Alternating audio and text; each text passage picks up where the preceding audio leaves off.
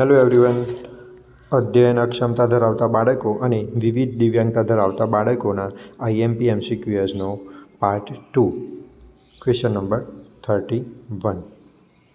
Learning disability ક્યારે ઓળખાય છે? તો આન્સર આવશે બી. શાળામાં શીખવાની પ્રક્રિયામાં લર્નિંગ ડિસેબિલિટી ઓળખાય છે. Question number 32. લર્નિંગ ડિસેબિલિટી બાળક માટે શિક્ષકની ભૂમિકા શું છે? તો તેનો આન્સર આવશે બી. પ્રોત્સાહન આપવું. જે લર્નિંગ ડિસેબિલિટી ધરાવતું બાળક હોય તેમના શિક્ષક હોય તે પ્રોત્સાહન આપે તો બાળકમાં સારી એવી વૃદ્ધિ થાય. Question number 33. મલ્ટીસેન્સરી પદ્ધતિનો અર્થ શું છે? તો તેનો આન્સર આવશે બી. સાંભળવું, જોવું અને કરવું આ ત્રણેય મલ્ટી સેન્સરી પદ્ધતિના અર્થ છે. Question number 34. બુદ્ધિ અક્ષમતા અને લર્નિંગ ડિસેબિલિટી વચ્ચે મુખ્ય તફાવત શું છે? તો તેનો આન્સર આવશે બી. LDમાં બુદ્ધિ સામાન્ય હોય છે. એટલે કે લર્નિંગ ડિસેબિલિટી હોય તેમાં બુદ્ધિ સામાન્ય હોય, જ્યારે બુદ્ધિની અક્ષમતામાં બુદ્ધિ સામાન્ય હોતી નથી, ઓછી હોય. Question number 35. દિવ્યાંગ બાળક માટે IEPનો અર્થ શું થાય છે? તો જે દિવ્યાંગ બાળક હોય એના માટે IEPનો અર્થ થાય individual education plan. Individual education plan એ IEPનો અર્થ થાય. ચલો, ક્વેશ્ચન નંબર 36. IEP કોના માટે તૈયાર થાય છે? તો IEP એ વિશિષ્ટ જરૂરિયાત ધરાવતા વિદ્યાર્થીઓ માટે IEP તૈયાર થાય છે. ચલો, ક્વેશ્ચન નંબર 37. દ્રષ્ટિ અક્ષમ બાળક માટે યોગ્ય બેઠક વ્યવસ્થા કઈ છે?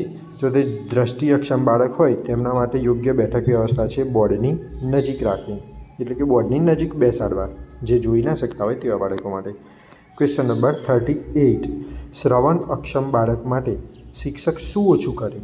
તો શ્રવણ અક્ષમ બાળક માટે શિક્ષક મૌખિક સમજાવટ ઓછી કરે, જેથી તે જે શિક્ષક બોલતા હોય તે તેમને સંભળાઈ ન શકતું હોય, એટલા માટે તે શિક્ષક મૌખિક ઓછું બોલે અને સમજાવે. Question number 39. શારીરિક અક્ષમતા ધરાવતા બાળકો માટે શાળા શું સુવિધા આપે? તો શું સુવિધા આપશે? રેમ્પ.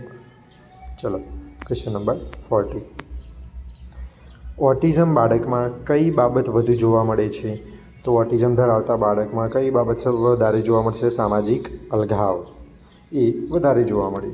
Question number 41. ઓટિઝમ બાળક માટે શું ટાળવું જોઈએ? તો જે ઓટિઝમ ધરાવતું બાળક હોય તેમના માટે અચાનક ફેરફાર ટાળવા જોઈએ. ચલો, ક્વેશ્ચન નંબર 42. ADHD બાળકમાં કઈ સમસ્યા વધુ હોય છે? તો ADHD ધરાવતા બાળકમાં ધ્યાન કેન્દ્રિત કરવું એ સમસ્યા વધુ હોય, એટલે કે ADHD ધરાવતું જે બાળક હોય તે સરળતાથી ધ્યાન કેન્દ્રિત કરી શકતું નથી. Question number 43. ADHD બાળક માટે શિક્ષક શું કરે? તો ADHD બાળક માટે શિક્ષક શું કરશે? વારંવાર પ્રવૃત્તિ બદલે, તેથી બાળકમાં શિક્ષણ પ્રત્યે રસ જાગે. Question number 44. ઇન્ક્લુઝનનો અર્થ શું થાય છે? ઇન્ક્લુઝનનો અર્થ શું થાય છે? તો થશે સાથે શિક્ષણ. Question number 45. સમાવેશી શિક્ષણમાં કોણ સામેલ થાય છે? તો તેનો આન્સર આવશે બધા જ બાળકો, તમામ બાળકો. Question number 46. RCIનો મુખ્ય હેતુ શું છે? તો RCIનો મુખ્ય હેતુ થાય વિશેષ શિક્ષકોને તાલીમ આપવી.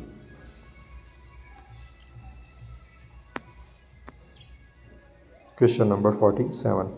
દિવ્યાંગ શબ્દનો અર્થ શું થાય છે? તો દિવ્યાંગ શબ્દનો એટલે કે વિશેષ ક્ષમતા ધરાવનાર. Question number 48. લર્નિંગ ડિસેબિલિટી બાળક માટે મૂલ્યાંકન કેવું હોવું જોઈએ? તો જે લર્નિંગ ડિસેબિલિટી ધરાવતું બાળક હોય તેના માટે મૂલ્યાંકન કેવું હોવું જોઈએ? લવચીક હોવું જોઈએ. આપણે આગળના જે પાઠ હતો તેમાં જોયું હતું. Question number 49. ID બાળક માટે શીખવવાની ગતિ કેવી રાખવી?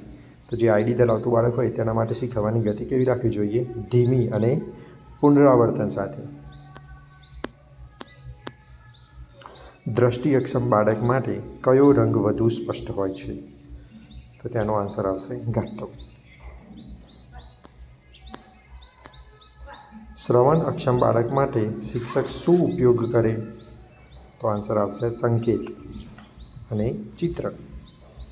જે સાંભળી ના શકતા હોય તેમને શિક્ષક એ ચિત્ર અથવા સંકેત દ્વારા સમજાવી શકે. Question number 52. શારીરિક અક્ષમ બાળક માટે મૂલ્યાંકનમાં શું કરવું? તો શારીરિક અક્ષમ બાળક માટે મૂલ્યાંકનમાં કરવું જોઈએ સમય વધારવો. Question number 53. લર્નિંગ ડિસેબિલિટી વારસાગત હોઈ શકે છે કે નહીં? તો લર્નિંગ ડિસેબિલિટી વારસાગત હોય કે નહીં? તો આન્સર આવશે બી, લર્નિંગ ડિસેબિલિટી વારસાગત છે. Question number 54. એલડી બાળક માટે કઈ પદ્ધતિ અસરકારક છે? તો એલડી બાળક માટે લવચીક અને વ્યક્તિગત પદ્ધતિ અસરકારક છે, જે આપણે આગળના પાઠમાં જોયું હતું. Question number 55. ઓટિઝમ બાળક માટે કઈ પ્રવૃત્તિ ઉપયોગી છે? તો ઓટિઝમ બાળક માટે સ્ટ્રક્ચર પ્રવૃત્તિ ઉપયોગી છે. Question number 56. એડીએચડી બાળક માટે ક્લાસરૂમ વાતાવરણ કેવું હોવું જોઈએ? તો કેવું હોવું જોઈએ? શાંત અને ગોઠવેલ. ઇન્ક્લુઝિવ સ્કૂલનો અર્થ શું છે? તો આન્સર આવશે સી, તમામ માટે ખુલ્લી શાળા, એટલે બધા જ વિદ્યાર્થીઓ માટે ખુલ્લી હોય તેવી શાળા. દિવ્યાંગ બાળકો માટે શિક્ષકનું વલણ કેવું હોવું જોઈએ? તો કેવું હોવું જોઈએ? સકારાત્મક અને સહાયક હોવું જોઈએ. ચલો, લર્નિંગ ડિસેબિલિટીનો ઇલાજ શક્ય છે? તો આવશે સી જવાબ. યોગ્ય શિક્ષણથી સંભાળ રાખીએ તો લર્નિંગ ડિસેબિલિટી ઓછી થઈ જાય. Thanks for watching. જો તમને વિડીયો હેલ્પફુલ થયો હોય તો વિડીયોને લાઇક કરજો, શેર કરજો અને ચેનલને સબસ્ક્રાઈબ કરી નોટિફિકેશન બેલ ઓન કરજો, જેથી નવા વિડીયો તમને સરળતાથી મળી રહે. હર હર મહાદેવ.